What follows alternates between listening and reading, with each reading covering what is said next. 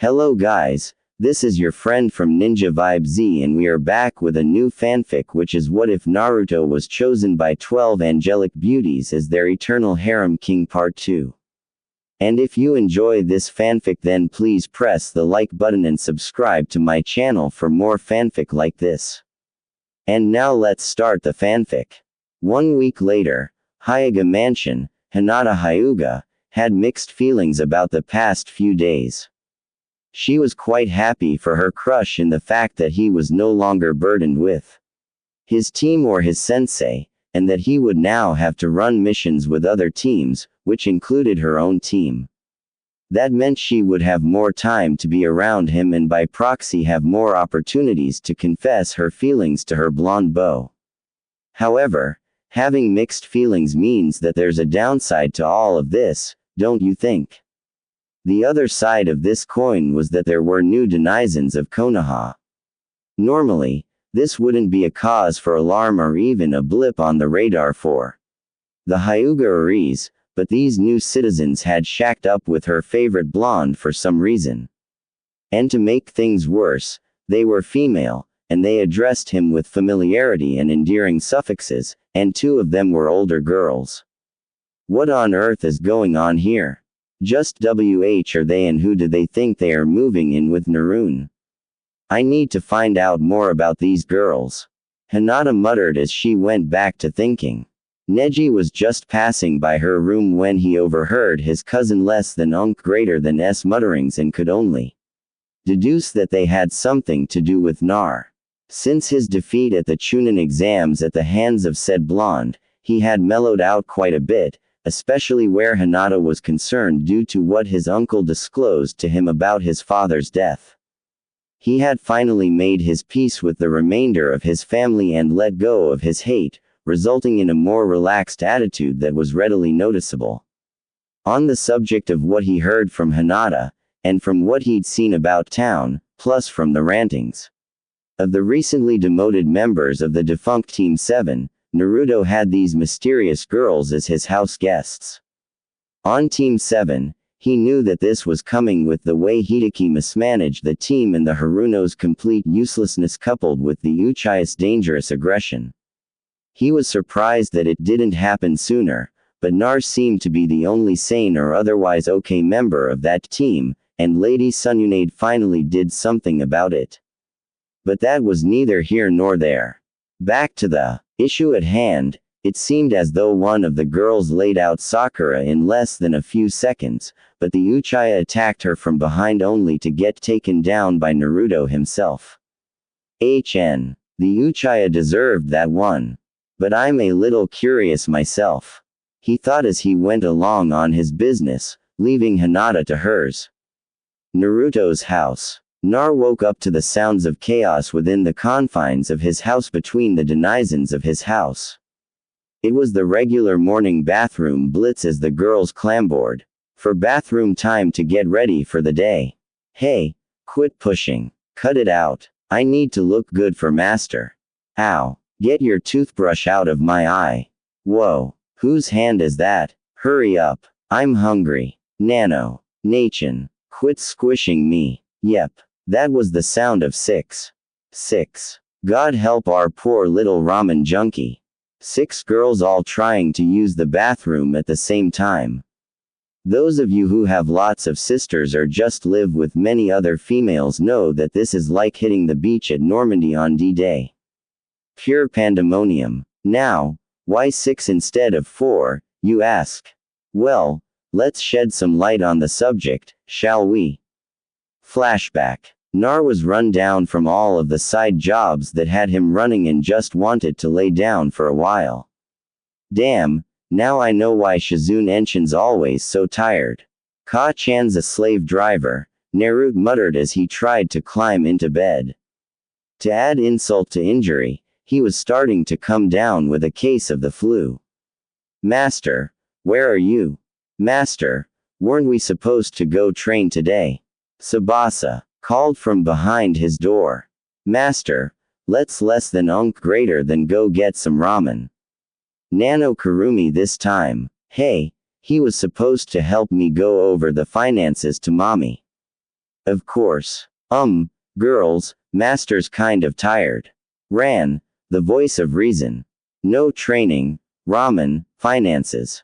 This went on for a good 20 minutes before the scroll that the girls came from before Statra to react again and opened up. A man, he moaned as two more figures appeared out of a bright flash of blue light. The first girl had to have been around 17 years old with very peculiar hair, purple hair, and it looked oddly like bunny ears with the way it was done up.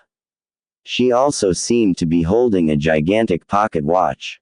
The other girl was younger than Tammy, around 8 or so, and had royal blue hair tied off in twin tails that looks like puppy ears, complete with the big puppy dog eyes.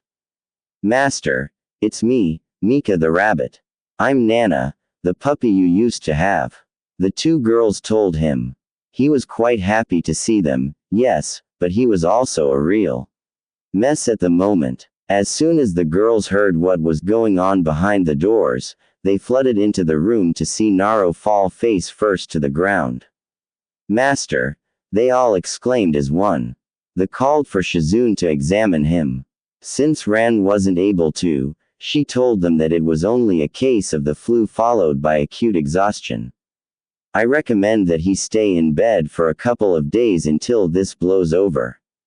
I've already told Lady Sununade, and she sends her apologies for working him so hard on top of everything else he has going. Wait a minute, there's more of you. What's going on here? Shizune asked, bewildered as to why there were two more angels. Now, since Naruto trusted Sununade, he trusted Shizune, too. She had been told of the girls and what they really were since she would be giving Ran further medic training. Mika moved in to explain why they were sent down in the first place.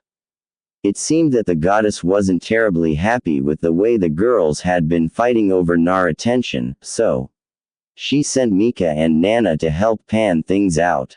She gave me this watch to ration out time with Master.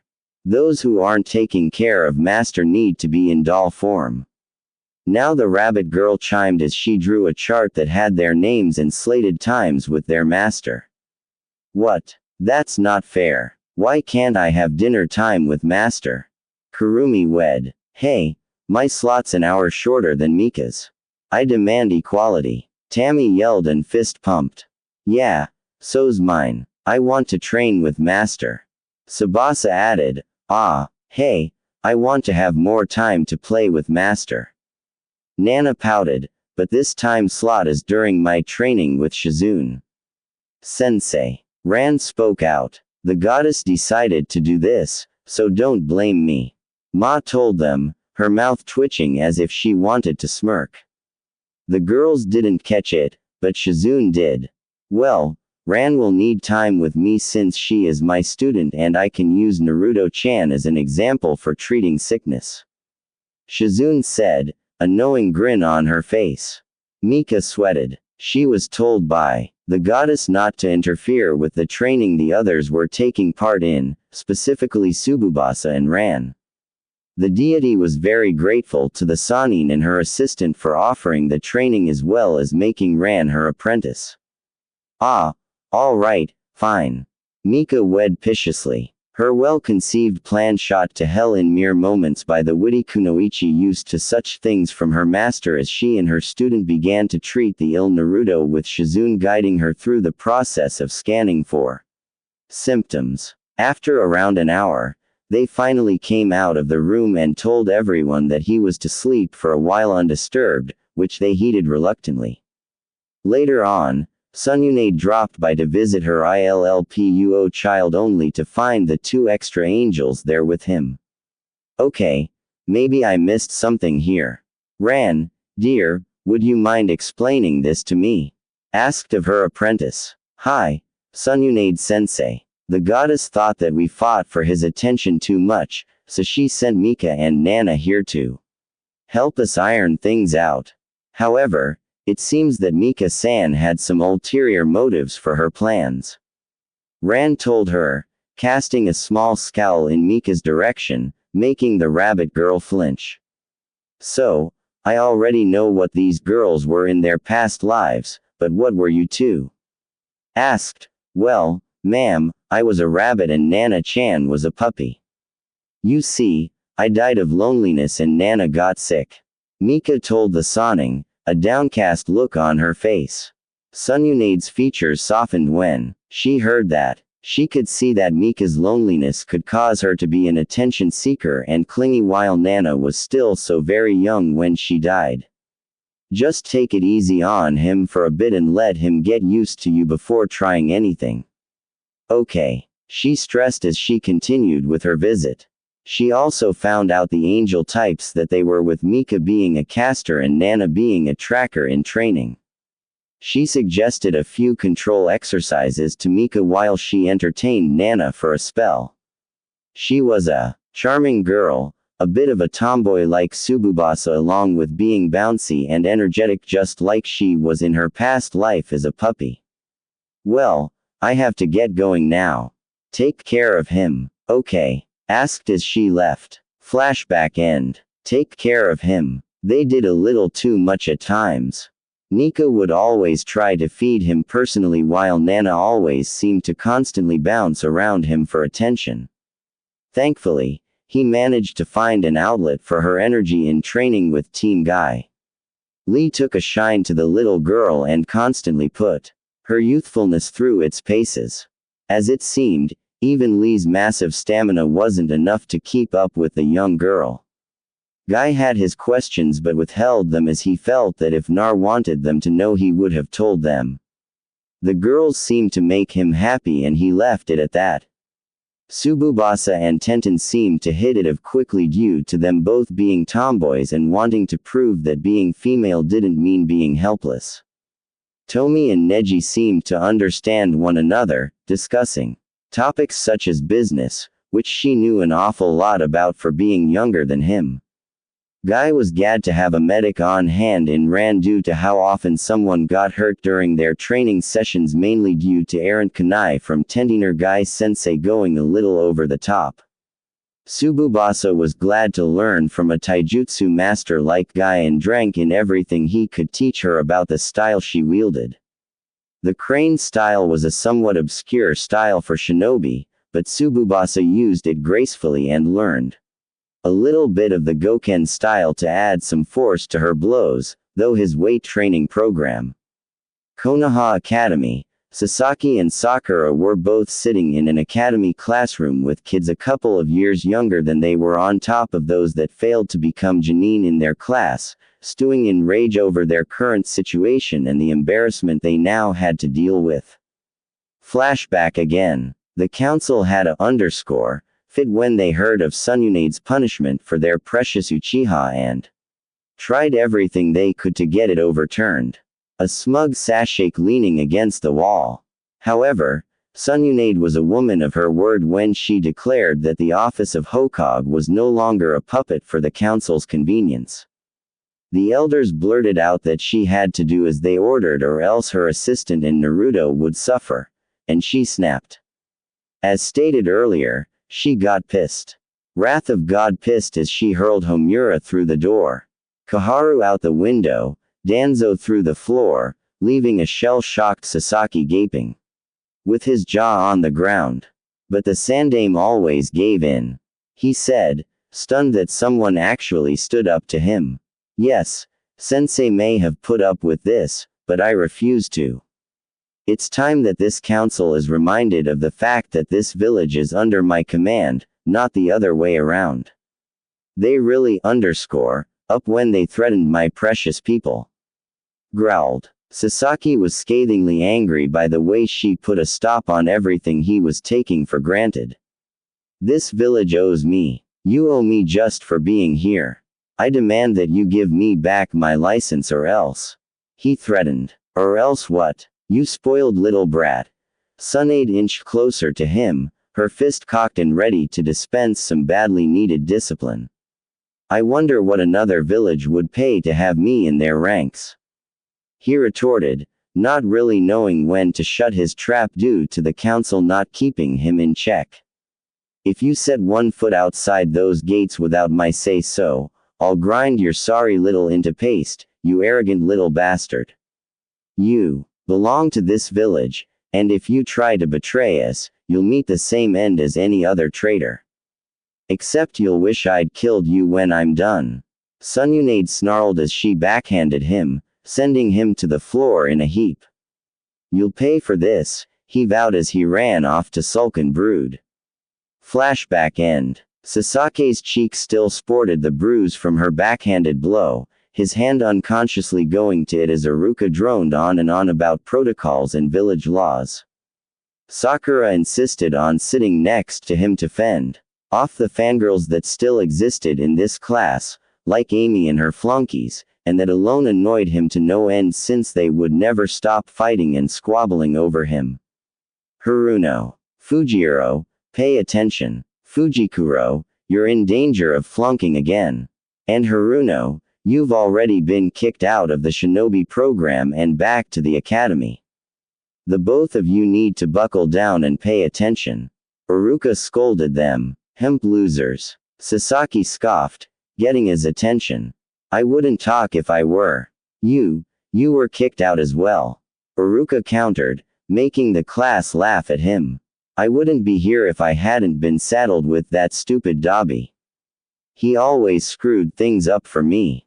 Sasaki fired back. And yet, you're here and he's still out there as a shinobi. Isn't that right? He's the hero of the Sand Sound invasion. And he also brought Hokage-sama back to us after Sandaime-sama died. Satobi or not, he's earned his place as a shinobi of this village. Iruka retorted with a knowing grin. He'd been given instructions to make sure that Sasaki received no special treatment this time around and to not take any underscore from him. Oh, he was all too happy to comply with that order. The council let the brat walk all over him and the teaching staff with impunity, but now the free ride had screeched to a halt. The rest of the class had heard of Naruto's heroics during the invasion and came to respect him quite a bit for how hard he fought to protect them all from the insane sand demon and actually defeated it. Even Amy, who was a chronic fangirl, came to respect the former Dabi and how skilled and powerful he had become in such a short time. In the meantime, the rest of the class all jeered at Sasaki and Sakura for being sent back to the academy. That dishonor was reserved for those who screwed up badly, but they were made an example of through humiliation like they were now. Ha ha, the Uchiha's not such a hot shot after all. One student jeered. Yeah, the Dabi left his in the dust out of the classroom. Another student agreed. Sasaki was seething with rage as he made to stand up and try to establish the pecking order in the classroom when Iruka showed him that he was an instructor because he wanted to be. He used to be an Ambu captain back in his day but retired after the Uchiha massacre and resumed his original Chunin rank. In a flash, he was behind Sasaki holding a kunai to his neck. I would seriously reconsider your course of action, Sasaki. While you are in my classroom, you will follow my rules. If you don't like it, you can leave the shinobi program. However, if you choose to drop out, you will no longer be permitted to practice any of the shinobi arts. You will be a civilian, nothing more. Iruka stated. What then? How am I supposed to avenge my clan? Sasaki roared. You won't. Pure and simple. The school teacher retorted, his arms crossed. You can't do that to Sasaki _. Sakura screamed. I can and will. Hokage-sama has seen fit to revamp the educational system to give we educators more authority in the classrooms. About time, I say. Now, if you two will kindly quiet down. I have others in here that would like to actually learn something. Iruka answered her in a matter-of-fact tone, going back to what he was doing. Leaving the two ex-members of Team 7 to stew in their hatred. I'll get that blonde _ of a Hokage back for this if it's the last thing I do. But first, Ororuka, the Dobi, and his wenches will pay the price for disrespecting an Uchiha. Sasaki thought as he went back to Scowling. The final bell had finally rung and all of the students nearly avalanched out of the academy. Sasaki skulking out on his own with Sakura following him like usual, badgering him with her shrill and mindless banter as was par of course with her around. Sasaki _ I really hope we're on the same team again. That would so nice and we won't have to deal with that Dabi trying to show you up again. Sakura yammered on until Sasaki shoved her away harshly, pinning her to a nearby wall. What did you say? He snarled as he stood over her threateningly. What? All I said was we won't have to deal with that Dabi taking the credit for saving the village. Sakura repeated, stammering out of fear. Damn that Dobi. Where did he get that power and that summon when I needed more? Sasaki screamed in her face in fury. But Sasaki _ you're already stronger than that Dobi. Sakura cried. No, I want to know what made that do so much stronger than me. He will tell me or his wenches will. Sasaki snarled again as he tore off to find the blonde or his party. On the training fields, Nar and the girls had just gotten through with a training session with Team 10 and were resting, whom Naruto introduced the girls to and vice versa. Asuma at first asked who they were and where they came from, but Nar and the Hokage wanted anything having to do with them classified, so he and the girls crafted a cover story. They were all from some rural village that had been destroyed and had no place to go, so Konoha took them in. The Hokage asked Nar to keep an eye on them, so they lived with him. Ino seemed to buy it, as did Choji. But Shikamaru was too damn smart for his own good, and Asuma looked like he had some questions later, but wouldn't push it. Ino was curious after she saw them en route to the training fields last week, but found that they were there for Naruto and not Sasuke. In addition to that, she bore witness to Sasake's cowardly attack and the subsequent events that took place in that clearing, including Kakashi's attempted upgrading in Naruto's surprising show of force. Then there was Sasaki and Sakura being sent back to the academy. That really got her to sit down and think for a moment as to what they possibly could have done to get sent back there. But Naruto didn't, as was essentially a free shinobi as Asuma had explained to them. The problem with that was that he didn't explain what had happened to Team 7, only that it was dissolved. Nana was running around like a maniac, laughing at the top of her little lungs while playing with Choji and making him get off of his exercise. Mika was off to the side. Naruto getting her to focus on her training for a change, which was rapidly draining her Reiki stores. However, the object was to expand her reserves with Tamami doing the same training. Mika, being of the senior rank, took it upon herself to start teaching the younger caster a new mid-level offensive spell. So, off with Ino and Tsubasa, they seemed to hit it off nicely after a good sparring session. Tsubasa had initially pegged Ino as a girly girl, but that only would have been correct before the Chunin exams. Afterwards, she started to take her training far more seriously. The two actually got a decent match out of it and wound up dog-tired afterward. Seriously, are you sure you weren't a kunoichi before? If you were in my class, forehead spot would have been in trouble. Ino exclaimed with a grin. Forehead? Who's that? Tsubasa asked. Oh, that's what I always call Sakura because of that gigantic forehead of hers. Ino answered. Oh, her. Tsubasa replied, her expression now very dark and angry. Whoa, what did forehead do to piss you off? Ino asked, taken aback by her sudden hostility. Even Ran, the gentle one, and the little girl seemed to scowl at the mere mention of the name. Oh ho. Tsubasa growled as she recanted what had happened last week with Team 7. Hey, I just want to explain things. So sue me. Nar was locked in a sparring match against Sasaki, who was using his sharing to read his every move and intercept him. The match was set up for taijutsu only. So that meant that Nar couldn't use his cage Bunchan to make up for what he was lacking in. It was true that he was training himself into the ground when not with his team and that Jera showed him a trick or tip every time he was in town, but he just didn't get the constant instruction Sasaki got. And Jera made Nar figure things out for himself, saying that he would be better for it if he did. His weight training was going along nicely, and even though he wasn't nearly as fast as Lee, he was still plenty quick and he could make stuff up on the fly. Not having a real style to use made him hard to predict even for the sharing. Not to mention that he had so much chakra and it was so dense. He made Sasake's vision hazy. Kakashi noticed that and wouldn't have his favorite losing due to something like that. He ordered Nar to put on chakra-suppressing bracers to keep his chakra from messing up the Sharingan. Once he did that, Sasaki had no trouble tracking him and beat him soundly. "Shay, you're such a loser." Sasuke drawled as he spun on his heel and stroked it off to sit down and brewed some more.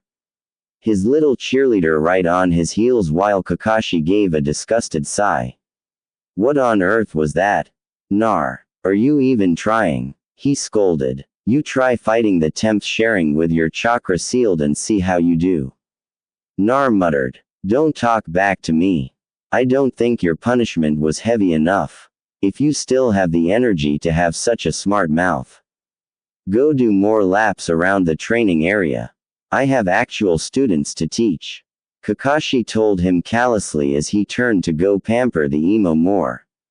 "Stupid _ Nar growled as he got started on his laps. Things have been going from bad to worse since they returned from the mission in Tea Country. Sasaki was even more of an unbearable _ Sakura was more of a _ than ever before, while Kakashi snubbed and punished him at any given opportunity. The idea of making Chunin and leaving this godforsaken team sounded like paradise to him. Soon, a quartet of girls arrived in the clearing and approached the rest of Team 7. Sakura eyed them nastily, thinking them to be more fangirls. "Girls, you'll have to wait until we're done here to give Sasaki _ his gifts," Kakashi said negligently without even looking up from his book. "Yeah, you skanks get lost. Sasaki _ is mine." Sakura the Raid Pink Pitbull snarled, earning a frown from Tsububasa. "Who said we were here for that guy? We want to see Naruken." The aquamarine-haired girl shot back. "Yes, may we please speak with him? We want to give him this bento since he didn't eat breakfast this morning." Ran added in trying to calm tempers. This Sakura girl was making it really hard to remain calm. Something about her just rubbed her the wrong way. PSH. Who would want anything to do with that loser? Sasaki scoffed. "A loser? Huh, would a loser have saved your butt countless times?" Tammy retorted. The other girls told her of Naruto's latest missions and of his feats and bravery. She loved her master before, but now he was like a hero in a fairy tale. "WH told you that?" "WH. No one was supposed to know." Sash snarled as he glared death at the girl, his dirty secret out in the open. Tsububasa pulled Tammy behind her to protect her from anything Sasaki may try. Sasaki snarled at the girl who blocked her path. "Move." "No, she is my sister, so I won't let you touch her. Besides, she's right. Naruto is more than you could ever hope to be." Tsububasa shot back as she assumed her unarmed combat form, which was crane-style kung fu. "How dare you insult Sasuke-kun?" Sakura screeched as she threw herself at Tsububasa. She swooped in low and swept the pink-haired, horribly offensive joke of a kunoichi off of her feet and finished her with a palm strike to her solar plexus, knocking the wind from her and incapacitating her easily all in one solid and fluid movement. Sasaki took the opportunity to launch a sneak attack, and nailed her in the back with a roundhouse kick, knocking her unconscious with a bleeding head injury as he advanced on her. He picked her up by the collar and cocked his fist back to finish her off, but an orange blur sent him flying back into a tree. Tam, I knew you were a coward, but this is going too far. Nar snarled, a shroud of red chakra enveloping him. The bracers that Kakashi had slapped on him were actually burning away to nothing as a wave of malevolent anger swept over the offending party. Nar was now setting the downed girl down gently while Ran worked on her injuries. Take care of her, Nar asked of Ran. I'll do whatever I can, Narun. Ran answered. Nar, what do you think you're doing? Kakashi demanded harshly, protecting a friend. Something you and these two jerks wouldn't understand. Nar shot back at him. Stand down and stop using that thing's power right now. He ordered. Shut up, Hideki. I was trained to use this power by my real sensei. He was the one that taught me the Rinnegan. Nar growled at him as he turned to the girls. He is not your sensei. I am. Stop wasting Jiraiya-sama's time and I will not have you tarnishing the memory of the Yandaime with you using his jutsu. I forbid you from ever using it again. He ordered again. Piss off Temp. He retorted as he loaded Tsububasa on his back, made a squad of clones to do the same with the other girls and took off. Glad that Tsububasa was unconscious for this or she would freak out there. Happy now. End. Tsububasa, Nar, and the girls wound down the tail. They told about the red chakra, but the girls all knew about the Kyobi as they had been briefed about it by the goddess herself and knew not to tell anyone else about it. Ino was speechless at the end. Half of her wanted to refute what they said, but the severe look on Naruto's face told a very different story. On top of that, she was an outsider who only knew what she saw for herself. And on top of that, Tamami was the one that was attacked for telling the truth. Then there was Nar, and his surprising show of force as well as the reappearance of that red chakra. Although from what she saw during Naruto's match against Neji, it was completely possible that this was the emergence of some sort of unknown bloodline like Shikamaru thought. One more thought emerged within her. She was glad that Asuma was nothing like Kakashi. As for Asuma, the talk was making him remember the fallout from that particular incident, thinking about how things went down last week. Another flashback. Hey, maybe this will start a new trend. The other sensei had been briefed on what had happened to Team 7 and were called in to judge their fellow sensei. And none of them looked very happy with Kakashi for what he had been found guilty of. I believe that he is an insult to everything it means to be a sensei. He has taken what it means to be one and spit all over it. Kurenai stated, the coldness in her tone making everyone flinch. I have to say that his blatant favoritism makes the rest of us look bad. The Uzumaki kid made a good showing for himself without him and he got pissed off about it. That sounds more like a sore loser than someone that should be trusted with students. Asuma added to the tribunal. I have seen him as my youthful rival for as long as I can remember, but his youthful actions border on treason. On top of that, the Goken style is a dojo-only fighting style taught only to students of my choosing. It is the only legacy I have to leave behind when I die. But he stole it and even worse taught it to the Uchiha without permission. I agree with Asuma. He is not to be trusted with students or in general for his youthful transgressions. Guy told them, ending the tribunal. What was really shocking was that Guy only used the word youth 3 times and even then his voice was as hard as steel. Everyone knew from how he sounded that he was highly upset. Had was sitting in her chair flanked by Shikaku Nara, her Junin commander, and Ibiki Morino, her equivalent to a chief of police, and his assistant Anko Midarashi, presiding over the trial and going over evidence.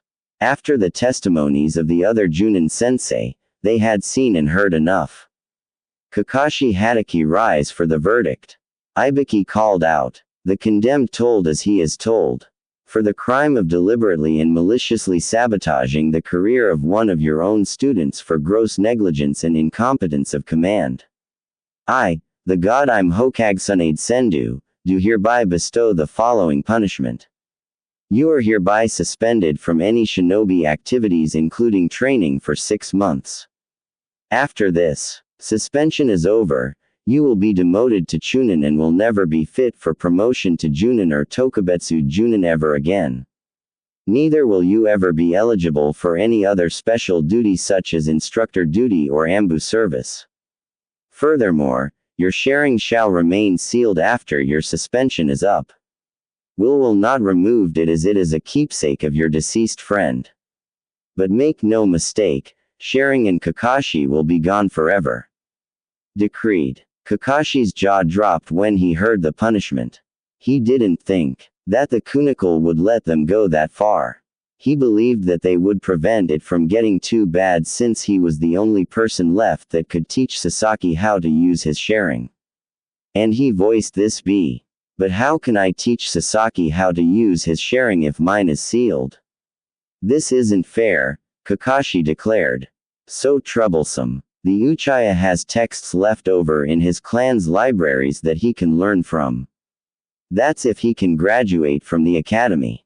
Also, on the matter of your punishment, this is more than fair. Considering that what you tried to pull could be classified as treason and sabotage.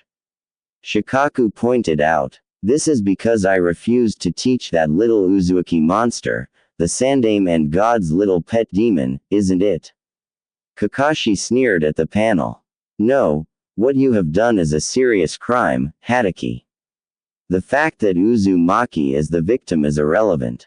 The fact remains is that he was one of the 2 that I saw were ready for Chunin rank. He showed that he had the guts to continue on into the unknown. He pulled his team through the forest and he fought his way to the finals. Even when you abandoned him, he still found a way to overcome the Haugen beat the crap out of Sunyuna's Jinchuriki. Yet, when it came time for recommendations, you shot him down as soon as you found out that the Uchiha didn't make the cut. Am I right? Ibiki replied, shooting down another one of his barbs. Kakashi knew that he was screwed. All of the downplaying he had done in the mission and training reports, it had all come back to haunt him. The third was keeping a critical eye on him and now he knew that was what Anko was doing as well, keeping tabs on him through Nar. Now Thatsade was in charge, she wasn't letting the council do whatever they wanted. So the free ride he had been granted had ground to a screeching halt. She had been shooting down every excuse that he sent her way. Kakashi was standing to retort, but he was cut off by Guy holding him down and Asuma next to him, his trench knives at his throat. Quit making excuses, Hideki. Asuma told him crossly. What would you know? You didn't have the demon child forced onto you. I was forced to train my sensei's killer. Kakashi spat at him. Your sensei would be ashamed of you, Hideki. He was the one that declared Naruto a hero for being used as a living sacrifice to save us all, including you. You nethful, ungrateful bastard. Guy roared. Enough. Roared, her voice halting all activity in the room. You have your punishment, Hideki. You will report to the Ambu sealing facility for your chakra suppression seals. Then you will be no more than a civilian for 6 months. Leave my sight, Hideki, and remember this is your last chance. You mess this up one more time, and I'll see you at the end of a rope. Growled as she spun on her heel and left the room, the Ambards escorting him to the sealing facility. Maybe not. Asuma took a long drag on his cigarette inside the smoke out. That was a nasty trial and we haven't even begun to see all of the repercussions of it. I've got to hand it to Lady Sunyunade, though. She's got more guts than my old man ever had with how she strong-armed the council and putting that mob of sycophants in their place. He thought as he looked at the council's favorite target, talking and conversing with his genin freely along with his many entourage. It's good that he's happy for once in his life. After all he's had to suffer, he's still a good kid. Asuma told himself inwardly until a hand snatched away his lit cigarette and snuffed it. He looked for the culprit and saw a girl with auburn hair and teal eyes slightly glaring at him. What? He asked confused. You shouldn't smoke. It's bad for you. Tammy chided, shaking her finger at him like she was scolding a child, making Team 10 burst into laughter, especially Ino. That was priceless. I've been trying to get Asuma-sensei to quit smoking ever since I met him. She got it and praised. Well, he really should stop. It is detrimental to one's health and it could cause problems later on in life. Ran added. Asuma, who was still slightly sulking due to the fact that Tamami had snuffed his last cigarette, stood up with a groan and looked at his watch. It was time to go home already. All right, kids. Pack it in. It's time to go home. Nar, I'm going to get my team a mission tomorrow. AC rank. You can join us if you want. He announced as he disappeared in a cloud of smoke. Cool. That means we can get groceries tomorrow. Nar commented, going over a mental checklist of things to get while Tamami was doing the math. Mas Nerut _ we less than greater than LL need around 11,900 Ryu going off of yen for groceries by my estimation. Tammy calculated as she quickly corrected herself, but Ino caught it. She mentally filed that away for later. I think I can swing that along with visiting the bathhouse tonight as a small treat along with a trip to Ikyaku. Nar replied, getting nods of approval from his friends. Wait, Ikyaku again. Nar, why don't you come with us to Shushia's before we join you at the bath house? We less than greater than LL get a group discount and make the bill cheaper. Plus, I could use a good soak, Choji suggested. I don't see why not. What do you girls think? Nar asked. I think we should join Ino-san and her team this evening. It sounds wonderful, Ran said happily, a smile adorning her face. Yeah, some girl talk would put a nice cap on the night, Tsubasa added, winking at her newly found friend. Barbecue, Nano. Kurumi drooled. Yay, barbecue. Nana cheered. She was a puppy before she became an angel, so meat was a must for her.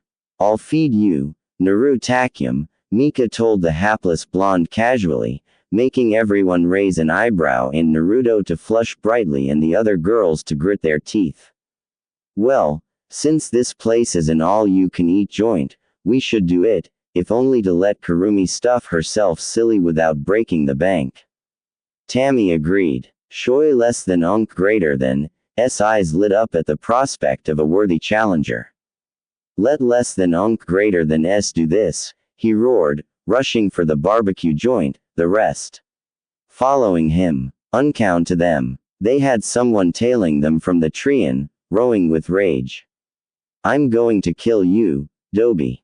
You and those whores. Sasaki snarled as he made off to follow them, waiting for another chance to catch them off guard. Konoha Bath House. The guys of Team 10 were simply enjoying a good leisurely soak in the hot springs after a filling dinner, not really thinking about anything at all and quite enjoying it. As they expected, Kurumi and Shoji got into an eating competition and for a good hour they were matching each other plate for plate, but exhaustion was kicking in and Kurumi is still going strong. Holy crap, where does she put it all? He thought frantically until he finally gave out. Hee I win, Nano. Kurumi chirped cheerfully until all that she ate caught up with her. Luckily, Ran managed to get her to the bathroom in time before the levee broke, so to speak. I'm back, Nano, she groaned, holding her stomach as she sat down gingerly. Right next to a passed-out Choji. Whoa. I didn't think I'd see anybody out eat Choji, never mind a girl.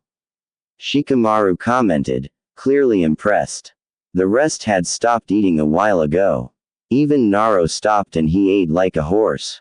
After they settled the bill, Nurud hengeted 2 of his clones into wheelbarrows to carry their food comet friends out of the establishment and down to the hot baths to bake off some of the food. Which brings us to this point in time. Even though the boys were enjoying the peace and quiet, a conversation eventually got started. "Hey guys," Nurud asked.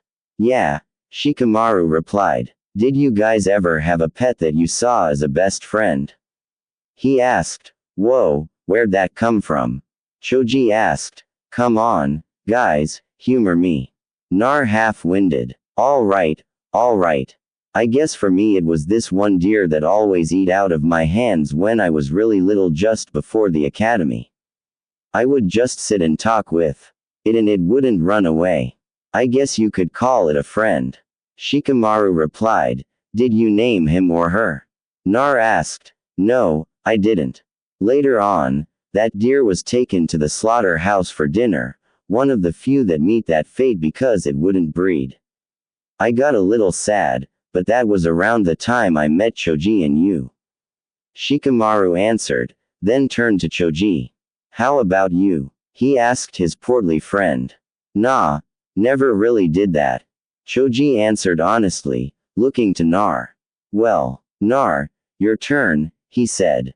The last thing they thought would happen was for Nar to get a pained, sad look on his face as he told them about his friends, carefully omitting the Garden of Tears and the truth about the girls.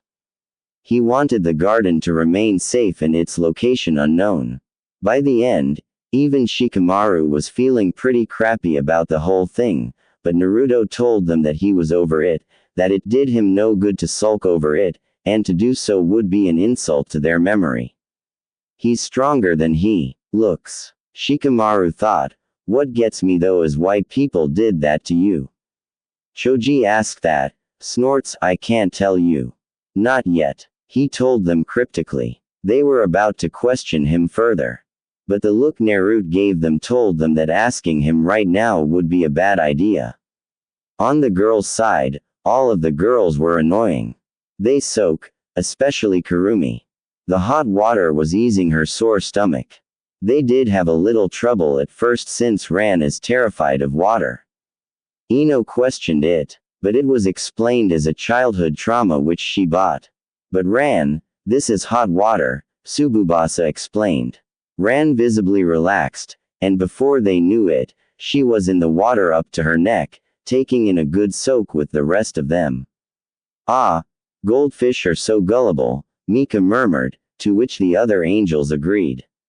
"A goldfish? Is that some kind of inside joke?" Ino asked. "Oh, yeah," Hitomi explained quickly while Tsubasa ribbed Mika.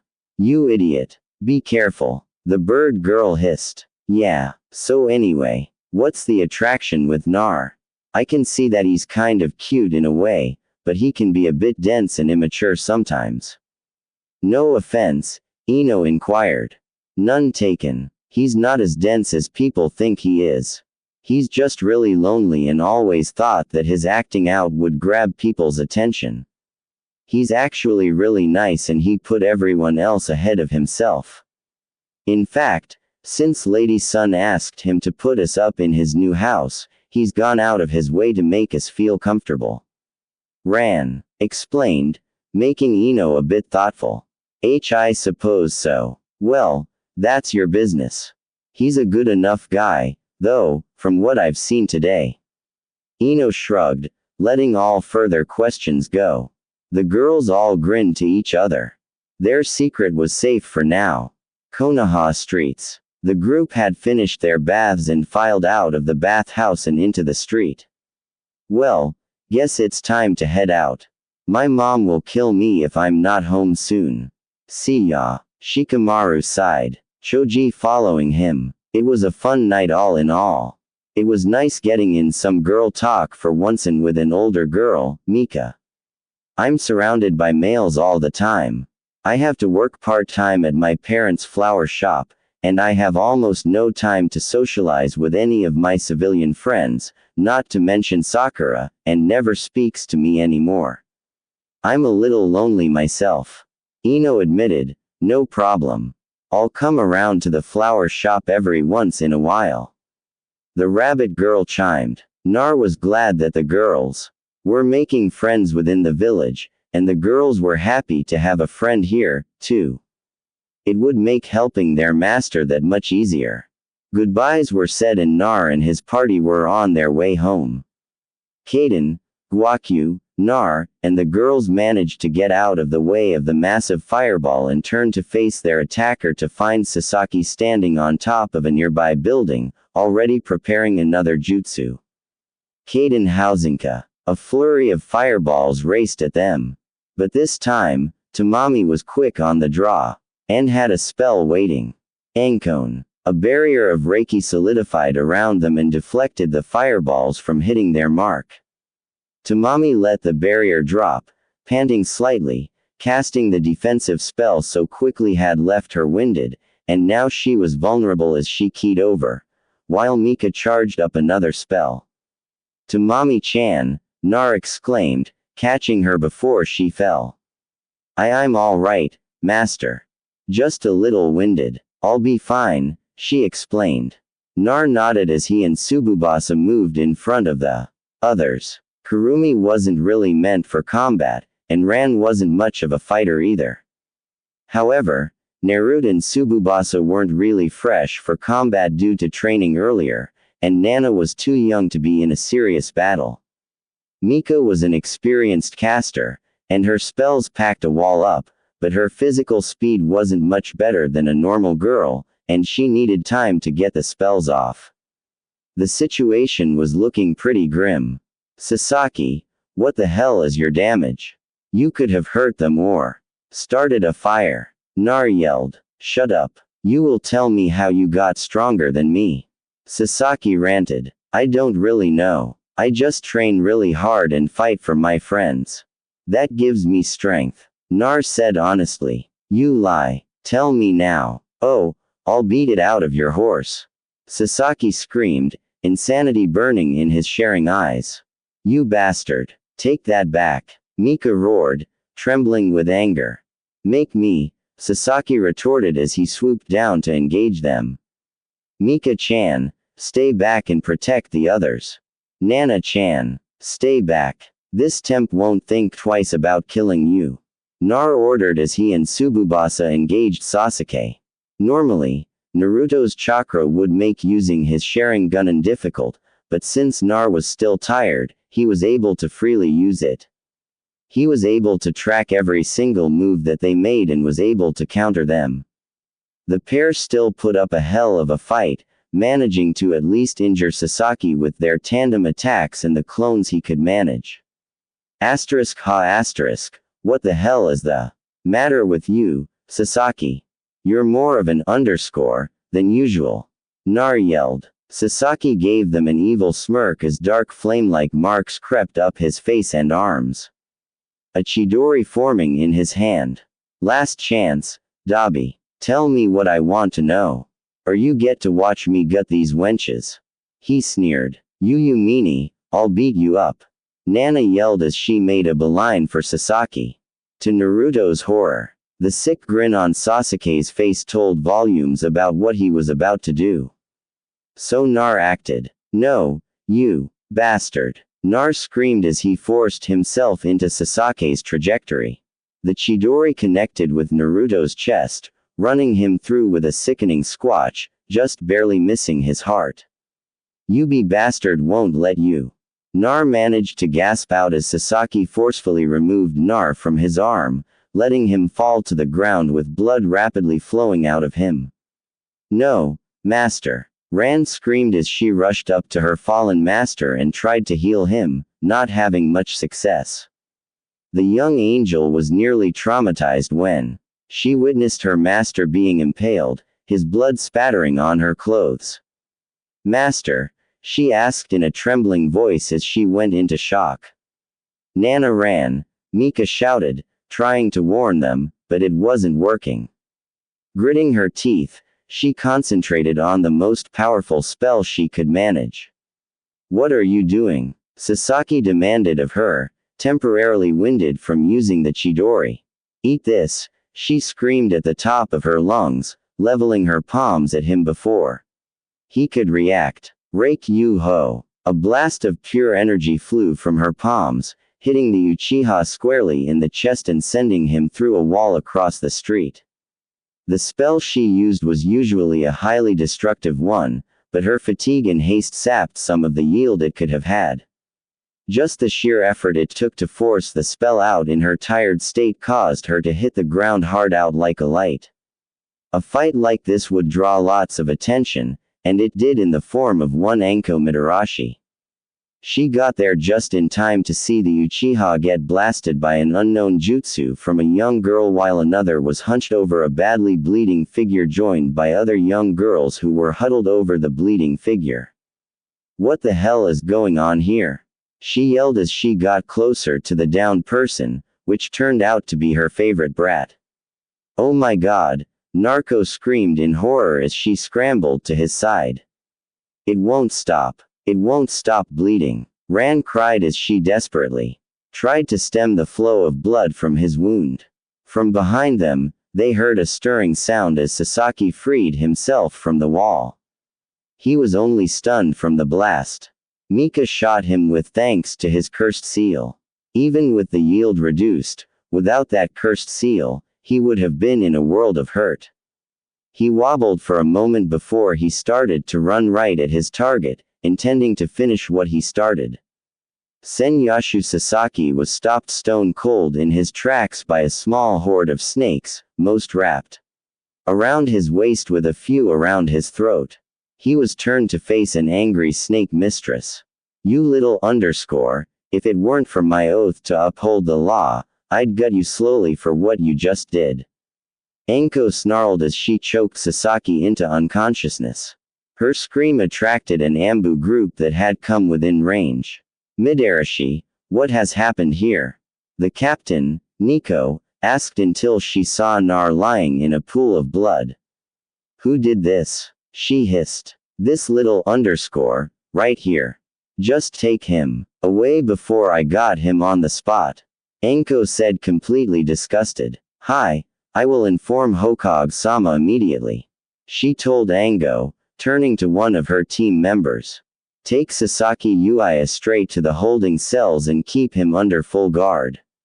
No one is to come near that cell except Hokage-sama herself. No instructed the Ambu doing as he was told while she herself left to inform Sununade. A moment later, a frantic Tsunade took over healing Naruto while the exhausted group of girls huddled together, trying to comfort each other. After their first major battle. Now, can you tell me what happened here? Anko asked as softly as she could.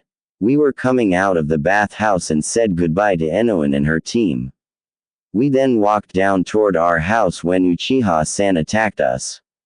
Ran said, telling the tale form when they first made contact with the Uchiha to that very moment. That little bastard. I swear that little bastard will get what he deserves. I'll kill the council myself if I have to. Anko snarled, slightly startling the girls. Miss Anko, what are you to Narutkin? Ran asked. Mika and Tsubasa, as tired as they were, couldn't muster the question, but wanted to know this just as badly. I guess you could say, like big sister. You see, me and another woman, Hana and Asuka, have been watching over him from time to time, and he sort of sees us as his big sisters because of it. He kind of grew on us, you know. I was hard not to like him. Anko remains with the girls, telling them a couple of stories that they didn't know about him while they waited for Tsunade to patch Naruto up well enough to move him. Finally, Sununade stopped working on him. I finally managed to stop the bleeding. We can move him to the hospital now, she said, trying to fight back her tears and fury. The rest of them nodded and moved without complaint or comment, simply obeying her words. Sununade carried her son personally to the hospital for further treatment while Anko summoned a Kage Bunchan to help her carry Mika and Nana. Not too far away, a quartet of shadows had watched it all unfold. So, do you think that chicken _ Council will let that little turd off the hook. A voice, female and rough, asked her companions. Lord Orochimaru told me that this pathetic village spoils the Uchiha brat rotten, so I think he'll be out with a slap on the wrists. Then we less than greater than LL free to spring our offer for him to join us. Let's wait a little longer. Another voice answered. The rest seemed to be in agreement as they melded back into the trees. Konoha. Hospital Sade crashed through the doors of the hospital in a hurry and rushed right past the admission desk, Anko of the girls right behind her. Hey, get back here, the duty nurse called out, not really catching who came in. Back off. We have an emergency patient who's critical. Make yourself useful and get Shizune here now. While you're at it, get me a room for these two as well. Anko yelled at her as she and the girls continued. The nurse doing as she was ordered.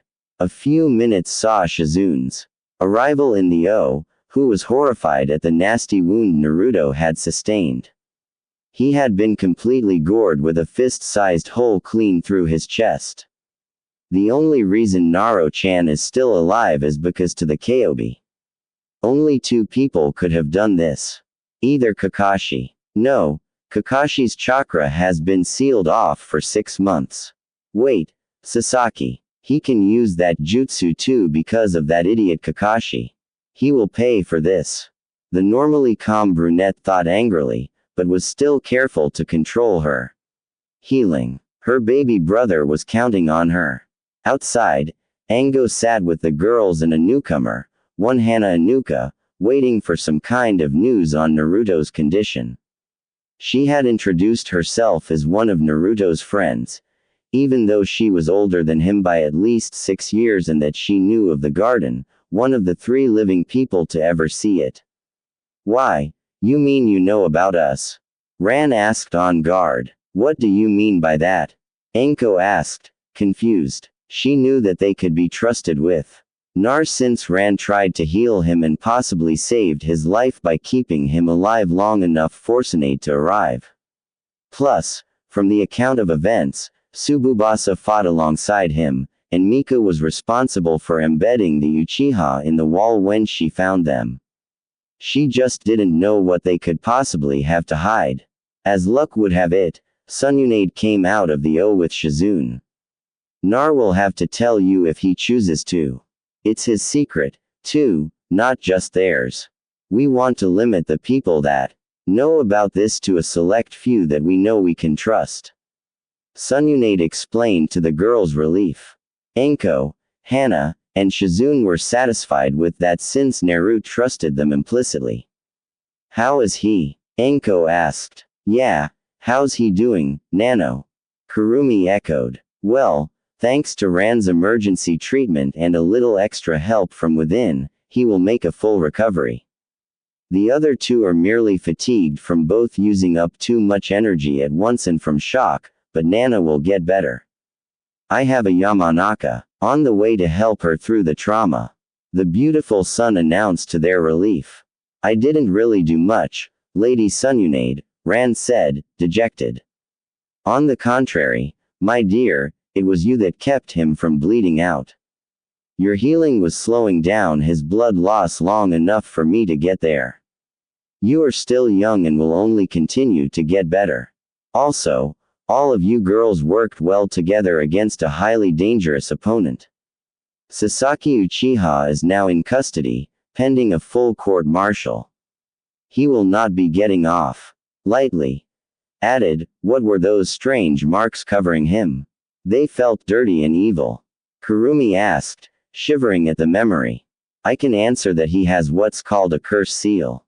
It acts like a drug, giving the bearer incredible power, but at a price. My old teammate was the one that created these seals, and he uses them to lure people to him for a taste of more power. The Uchiha craves power more than anything and will do anything to get what he wants. A voice called out from the room's window. Jiraiya, how long have you been here? Tsunade asked. Long enough. Nice job with Hideki's trial and with the council, but the Uchiha brat has gone too far. The Toad Sage stated, now noticing girls he's never seen before in the room. Who are you? He asked curiously. Jiraiya, that is a story that only Nerd can tell you. Just take it from me that they can be trusted and that they actually saved his life tonight. Getting him to back down. Well, who are you, sir? Tammy asked. Jiraiya's face beamed. I am so glad you asked. I am the Holy Sage of Toboku. My name can hush a crying child, scare my enemies to death, and give the ladies a thrill. I am none other a Waheim. Lego Jiraiya ranted, doing an odd little dance until Sununade grabbed him by the ear. Honestly, can't you be a little considerate for the patients in this hospital and in this room that are trying to rest?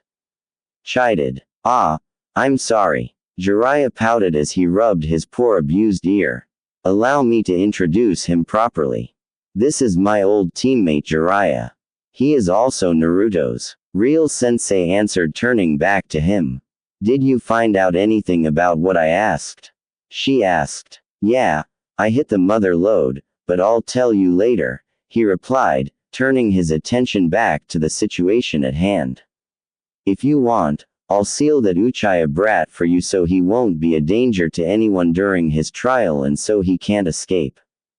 Jiraiya offered. That's a good idea. Thank you, Jiraiya. Thanked her old teammate. It's less than greater than nothing. You saved my student's life. So, we're even. Jiraiya replied with a grin as he left for the prison cell that held the treasonous Uchiha. The next day, Naruto was still unconscious from losing so much blood all at once. Not even the Kyuubi's chakra could heal such a wound so quickly, on top of going into shock. The girls hadn't left his bedside all night and had even fallen asleep there. During their slumber, a certain scroll began to shake and fell from Naruto's pouch, opening on its own and began to glow, just like it did when the other girls came into their world. A flash of blue light illuminated the room briefly as two figures emerged from the light. The first girl, around 16 years of age, and with brown hair and wearing a beret that looked like a turtle's shell. The other girl was Naruto's age with green eyes and long golden blonde hair which was tied back into a ponytail that looked like a fox's tail, and her hair ribbon looked oddly like a fox's ears. The new girls surrounded the bed, taking in the battered state of their wounded master. With tears in their eyes, even more so when he opened his eyes slightly and moaned. Where am I? Nar asked groggy as his world slowly came back into focus. He felt his chest and looked around wildly for the girls due to the last thing he remembered was Sasaki trying to turn him into Shikab Alahumaki. He found that the girls were safe. Mika and Nana were in beds next to his, but they seemed all right. They're all safe. All 8 of them. Holy hell. 8. Since when? Nar thought incredulously. The girls couldn't wait any longer, so they bumrushed him. Master. They both chorused as they all embraced him at the same time, tears of happiness flowing freely. Master, it's me, Ayumi the turtle. Remember how you carried me around all the time? She asked, a sad smile on her face. Those days where Naruto carried her to school on his head were precious to her and she wouldn't trade them for anything. The other girl stepped up to him and revealed her face. Master, please remember me. It's me, Akane the fox. I never forgot about you. I became an angel so that I could see you one more time. Akane told him in a trembling voice. She truly loved him even though she was a vixen and he was human. But now that she was an angel in human form and his age, Akane, the fox I found near Hokage Mountain, Naruto asked her death had affected him the worst, nearly turning him against his own village. For a Ginuriki, especially the Kabi Ginuriki, to turn on their own village, it could prove deadly if Gar was any indicator. And he was only the Ikebe. He nearly flew out of the bed and hugged her tightly, not daring to let her go as she did the same. He was the human boy that she gave her heart to when she was still a vixen, and she was the vixen that he secretly wished was human. It's you. I missed you, Akane-chan. Nar nearly sobbed as Akane hugged him tightly. Me too, master. I'll never leave your side again, Akane vowed. The other girls had awoken to find that more angels had come down to join them and explained that it was due to the events that happened the previous night. Akane and Ami were bristling with rage at the mere mention of Sasaki Uchiha's name, which startled the other girls. What about him makes you so angry? I mean, we all dislike him, but why is it that you seem to want him destroyed? Ran asked. It's because he was one of the humans that killed me and took me away from Master Him and a feral-looking boy with facial markings. I remember that his name was Ka. The fox girl spat out. The memory was still firmly etched into Naruto's mind as well. He felt himself growing angrier and angrier as the horrific events of that night played out in his head. I haven't forgiven them, even to this day, Nar growled. He also killed me. He threw me to the ground to try and kill me, but my hard shell prevented it. He wasn't satisfied, so he crushed me underfoot. The last things I saw were Master's heartbroken look and the cheering of a girl with pink hair along with that dreadful boy. Ami told them, her voice hard as steel. Even though they didn't know of Ka, the other girls that knew Sakura knew exactly who she was talking about. So, she's not only a vicious underscore, but also an accomplice to murder. I didn't kick her hard enough. Tsubasa snarled, the rest in complete agreement. The door opened suddenly to reveal an older man with long light blonde hair and a green vest who walked in. Lady Sununade told me that there was somebody here that needed my services. He asked, who are you? Tsubasa asked, she and Akane getting in front of Nana's bed. Take it easy, girls. I'm Inoichi Yamanaka, a mental therapist. I understand that the young one in the bed had quite a traumatic experience last night. Lady Sununade briefed me about what happened and she asked me to come in and counsel her through it and if necessary seal off the memory to help her cope. Eniki explained. After hearing that he was here to help, the girls backed down and let him in. He did what a doctor would normally do, like take her pulse and check to see if her eyes would dilate before he put a sleep jutsu on her to make sure she would wake up with him still inside. What was that for? Akane asked, her tone hostile since she didn't trust humans. I just needed to make sure she wouldn't wake up in the middle of what I'm about to do. I need to jump into her memories to see what happened. And if she woke up with me still in there, our minds would merge. My body would remain a vegetable while she would walk around with me within her for the rest of our lives. What she has seen will be used as evidence against the one that attacked you. She will be fine, I assure you. The mind jumper coaxed. Easy, Akane-chan. He's a nice human like master, and he's trying to help. Ran eased, getting her to back off. Eniki took her backing down as his cue to get started, flipping through a series of seals. Okay, little one, let's see just what happened last night, he said aloud as he touched her forehead gently, jumping into her mind. Ambu HQ. Jiraiya was getting ready to check in with the security desk and get admitted past the guards when he was accosted by a distraught Sakura who was yelling at the Ambu ads to let her in. Jiraiya-sama, please help me get in to see Sasaki _ I know he couldn't have done all of those awful things that we was accused of. Naruto's just being a loser. Sakura pleaded and cried. Jiraiya wasn't the least bit amused by how shamefully the girl was acting and sickened by how delusional she was being. This is starting to make me feel sick. Fang girls are like a blight to our shinobi ranks. Jiraiya thought as he narrowed his eyes. Why should I? I'm here to seal that little basket case's chakra so he won't be a threat when he stands trial. He told her gruffly as the guards let him in without a problem. Why? Sasuke doesn't deserve to be locked up. He needs you to train him, not that idiot Nar. Sakura yelled, making the sage turn to face her. And why should I do that? Are you going to make me? Ooh, I'm so scared. Jiraiya mocked her with a laugh. I'll tell my father on you. He's on the council and he'll have you arrested. Then he'll force you to train Sasaki _ and make that _ of a Hokage train me instead of the red-haired Sakura blurted out. You think that your daddy can make me do whatever he wants? Girl, you are delusional if you think a mere civilian can make me do what he wants. Also, who I teach is of no concern to an academy student or civilians, least of all a complete joke like you or a pompous like your father. Get out of here before I put you in a cell too for implying treason against the Hokage. The Toad Sage told her with a stone-cold voice. He looked to one of the guards. Get her out of here. She doesn't belong here with the real ninjas anyway. Jiraiya ordered on nearest masked nin, grabbing her arm roughly and dragging her out.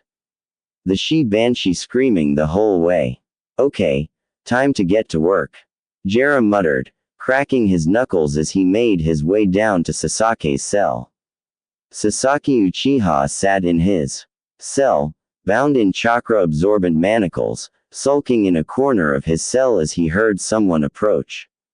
Since he had been in jail, he had been visited by many of those on the council who had been promising to set him free. As soon as he saw Jiraiya walk into his cell, a smug grin appeared on his face. So, they managed to spring me and even got one of the Sannin to train me. It's about time. Free me quickly and let's go. We have training to do, Sasaki commanded. Jiraiya and the two Anbu simply looked at each other and laughed aloud, greatly disturbing the wannabe Avenger. What's so funny? Sasaki demanded to know. Kid, I'm not here to free you. Oh, train you. I'm just here to apply seals to keep you under control until your trial tomorrow. Jiraiya answered, still chuckling slightly. What? I need training to kill my brother. This village owes me. They can't put me on trial. I am an Uchiha and Uchiha is the law. Sasaki screamed as he tried to make a break for it once he was freed from his manacles so that he could be sealed. But Jiraiya was expecting this and punched him in the stomach and knocking him out. Stupid little bastard. That's not going to look good in court. Jiraiya mumbled as he began the sealing process, and he even cordoned off the curse seal so that he couldn't use it to overpower the physical and chakra restriction seals and the bloodline seal. The whole process took just under 2 hours. But when Sasaki woke up and tried to channel his chakra, he got the shock of his life when he couldn't activate the curse seal or his sharing. What did you do to me? He asked, panic and fear in his voice. I sealed you up so that we can proceed with the trial tomorrow. Jiraiya told him plainly for what that Dabi was only a nuisance and people would have thanked me for killing him. Sasaki screamed at the Sanda's murder. Uchiha-san, you were lucky that your arresting officer Enko Midarashi didn't kill you on the spot as was within her authority. A monkey-masked Anbu stated, shoving Sasaki back into his cell. Keep him sedated until I come to pick him up for the trial tomorrow and make sure that his little escape attempt finds its way into his conduct file. This issue will be addressed. The sage instituted the guards as he left, who nodded in acknowledgement before carrying out their assigned tasks. This is going to knock over the hornet's nest once the news gets out. Haim's gonna have a rough time with the council. As if their backstabbing isn't bad enough. Still, that little punk chose the wrong target. My godson. He even thought he'd get away with nearly murdering a fellow shinobi. I hope he'll rot in jail. He's becoming too much like Orochimaru, and I'll be damned if another one like him arises. Jiraiya thought as he walked back up to the main area of Anbu HQ, heading out to inform Sun that Sasaki Uchiha was prepped for trial. Haruno home, Sakura walked into her family's house in a huff and sought out her father. She was outraged by the fact that she wasn't authorized to see her crush in jail and that one of the Sonning had her escorted out of the building. She was determined to get even with him and everyone that stood in her way. "Daddy, where are you?" Sakura bellowed into the long hallway. "Sakura, what is it and why are you shouting?" "Kimi Haruno," her mother replied. "I wasn't talking to you. I want Daddy." Sakura sneered at her mother, making her cringe. Kimi honestly loved her daughter and tried to steer her in the right direction. She missed the sweet little girl she used to be before her obsession with the last Uchiha began and her husband only fanned the flames. She was also one of the people that knew the Yandaime personally, along with a small handful of people that knew Kusha was the previous Jinchuriki of the Kalobi. She knew that he wasn't the demon he contained and she tried to honor his request to treat Nar as a hero. She tried to get Sakura to at least be civil toward him since he seemed like a generally nice boy, but her husband was set against it. Atsugi. Haruno fell in with the rest of the village's madness with their groundless hatred, dragging their daughter down with him and using his inherited position on the civilian. He did everything in his power to make the young Jinchuriki miserable. As soon as he found out that his daughter was in the same class as Naruto, he told her to make him suffer as much as she could and to keep chasing the Uchiha heir to secure an Uchiha child to solidify his political standing within the council. Kimi snorts, and her husband got into a heated argument the night this all started, with Kimi yelling at him to leave Nar alone and to keep their daughter out of his selfish ambitions, but she was silenced with a slap to the face. He told her to remember her place if she wanted to keep seeing his daughter, and if she lashed out again, he would deal with her in a harsh manner. For years, she kept her silence, but was torn apart inside over what her daughter had become. An insensitive, egomaniacal, abusive person that would hurt even those that helped and protected her. Like Nar has done time and again in the life Nar had been subjected to. She knew that he kept all sorts of pets and was the one that gave him a baby turtle at the Kyobi festival that he snuck into to ease his loneliness. Sakura shoved her way past her mother and barged into her father's office, where she interrupted a business deal with his secretary and the two scrambled for their clothes. She didn't seem to care as she marched right up to him. "Sasaki K's been thrown in jail. Some idiot named Jiraiya sealed him up and now he's going to prison. Do something, Daddy," Sakura wailed. "What? How did this happen?" Atsugi yelled. "Something that Baka Naruto did made Sasaki mad and Sasaki beat him up, but he got arrested for it." The bit Sakura answered, "I don't think so. Amy, alert the rest of the council and tell them to meet me at the Hogue's office. We less than greater than LL show her just WHS this village." Atsugi commanded. "Yes, Haruno-sama," the young woman replied, slipping her skirt back on and running out the door. Back at Konoha Hospital, Eninoy had just finished his dive into Nana's mind and retrieved all of the evidence that he needed to convict Sasaki with attempted and premeditated murder of a fellow Konoha shinobi.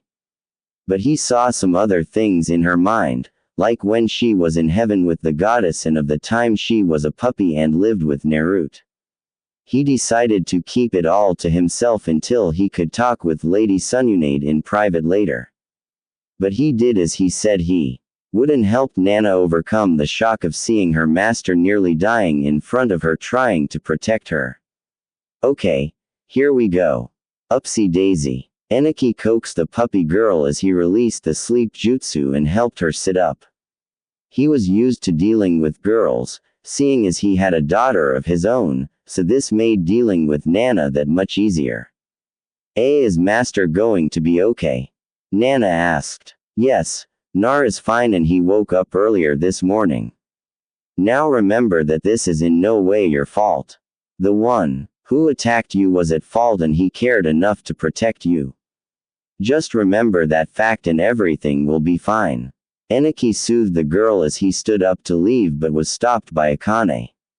Thank you for helping her. I mean, the fox girl said, averting her eyes. You're welcome. Now, I must be on my way to present what happened last night to Lady Sununade. Good day to you all. He called out as he left the room. Are you sure you're okay? He didn't do anything to you, did he? Akane asked Nana. Yeah, he was a nice human and he's a daddy, too. His daughter looks just like he does. Nana chirped. Wait, his last name was Yamanaka. That was Ino-san's father. Ran exclaimed, really? I'm going to have to visit Ino really soon and thank them for this. Mika mused. Tsubasa agreeing. Yeah, we really owe them one. Tsubasa added, the girls had found a friendly shinobi family to ally themselves with maybe more still. Things were looking to get better after all. Hokage.